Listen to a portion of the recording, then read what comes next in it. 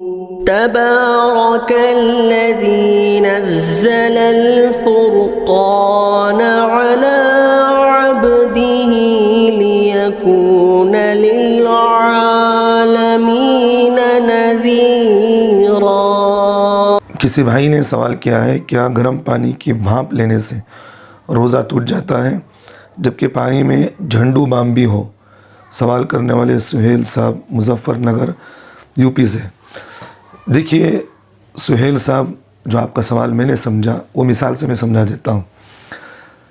अगर कोई आदमी झंडू बाम या गर्म पानी का भपकारा लेता हो तो इससे लामोहला रोज़ा इसका टूट जाएगा, क्योंकि उसके मुंह में और नाक से वो गर्म पानी का जो धुआं होता है, जिसे भाप कहते हैं, वो मुंह में गया तो इससे रोज़ा टूट जाता है।